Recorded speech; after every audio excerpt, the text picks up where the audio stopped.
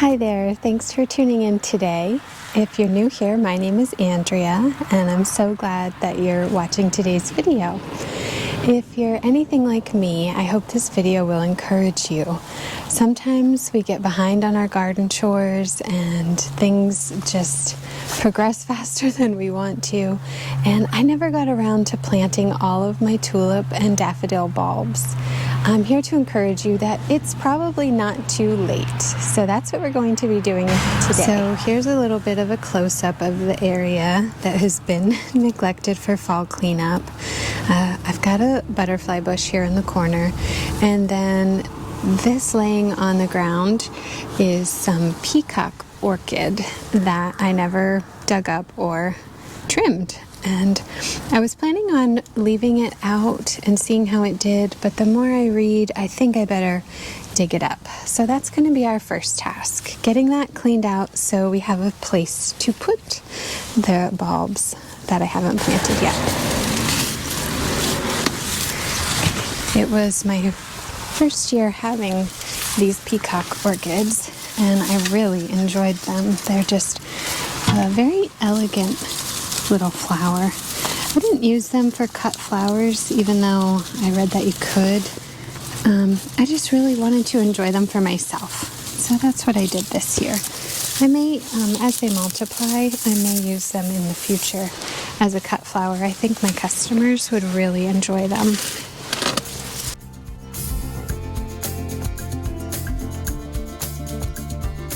So I got them all dug out, and I got the dried stems cut off, and so this is what they look like now. Kind of awful looking, but these will need to dry out, and then I can just store them in the basement. Some people wash their bulbs or corms. These are actually corms when they dig them up. I don't. I store everything dirty, and I've never had a problem. So I just want to make sure they dry out a little bit before storing them. And I'll probably actually take them inside down by our wood stove, just because it's going to be the warmest place. Lay them out on some newspapers, let them there for a couple of days, and they'll be good to go. So here's what we're planting today. Now to the exciting part. Sometimes that prep work is no fun, but that was easy. Some muscari. I always call this grape hyacinth. I don't know, but that's there. And some daffodils. They're narcissus. Sorry, I'm not handling this all very well. Some purple Dutch iris. And then this beautiful peachy orange tulip. So I got these all on clearance at the end of the season, so I didn't pay full price for any of these. I do order a lot of my bulbs, which you saw in another video, but I'm not against, going to the big box store and looking for things on sale at the end of the season. I love doing that. So let me see if I can hold them all together. I just got this combination of the 4 of these. It's so beautiful. Now, of course, they won't all bloom at the same time, but I just thought the peach and the purple looked so pretty together, and then the splash of white. So I don't have anything else planted in this area right now. I can always add in some annuals later in the summer after the bulbs die down. But I think this will be a really pretty display in the corner here of the property. Just, I guess I could take this off. I think I can. Oh no, you know what? I think they just secured that. We just got a new roof and new spouting, so they probably put that on better than it was on there before. So just working a little bit around that downspout, but that's okay. We'll try to plant these tulips and everything, and then it'll be really pretty. We'll hide the downspout as much as we can. So as you can see, the ground is very soft. And that's basically the very awesome thing about being behind here. So it's been a very mild winter in central Pennsylvania, although it is chilly and windy today. I hope that this mic is helping with that. I know we have some wind noise and some traffic noise usually, so I'm hoping that you can hear me a little bit better than normal. Let me know what you think of the new mic. So you can see here, these tulips are ready to grow. They're already starting to do their thing, and they'll be fine. I'm just gonna plant them in here. Although it's mild, it's still colder than I prefer. So I am wearing gloves, but my hands are like frozen. It's in the 40s today with wind. But exciting thing is that the ground is not frozen. And that's what this video is all about. You can plant these types of bulbs as long as the ground is not frozen. So go ahead and buy those clearance items. Buy those bulbs that are on clearance and put them in. Even though it might seem late, go ahead, put them in as long as the ground's not frozen.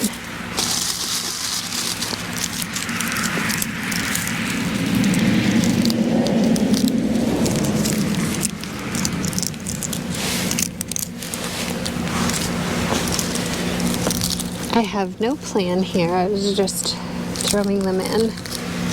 And I think I'll mix in some of the daffodils too. I think it'll be a nice mixture there. Yeah. The one thing we do have to talk about when we're planting late is the chilling time. Most bulbs do not come pre-chilled, as far as I've seen. So, you'll have to look up that information depending on what your bulb is, how long it needs to chill, because they have to go through that period of cold in order to bloom. So typically I think the longest chilling time is like, I think for tulips and daffodils we're talking like 14 to 16 weeks, I believe. So you definitely want to make sure they have time to do what they need to do. These bulbs I've had outside in my breezeway, so they've basically been outside chilling anyway. So I think they're going to be just fine. That goes along, you know, when people are forcing bulbs. That's something you have to think about. So sometimes people store them in their fridge, in the crisper or something. You never want to store them near fruit. That can ruin the bulbs. So if you're chilling them, make sure they're away from fresh fruit. But it is possible to have the bulbs forced and then, you know, bring them, plant them and grow them in the non-season basically. But for this video we're just working on our outside bulbs. Alright, so I've gone ahead and planted all of the daffodils and all of the tulips, and they require a deeper planting depth than the other bulbs. So tulips and daffodils, you want to plant at least 6 to 8 inches deep.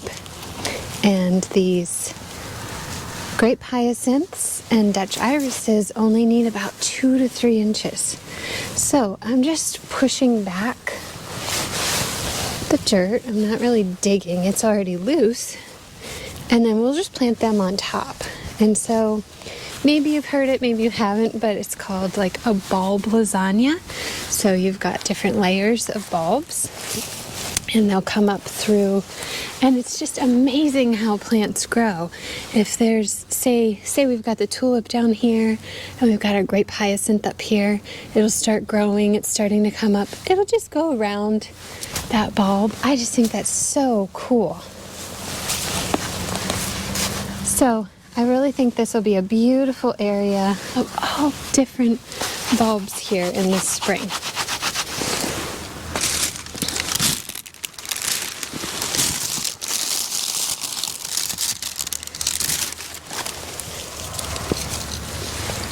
Try to get them spaced evenly. I'm going to put them the correct direction, but I thought maybe it would be easy to just throw them out there. They're so much smaller than the other bulbs. There we go. I've already used some of the grape hyacinths in other areas, so that was not a full pack and I don't have as many of them, but they multiply really easily.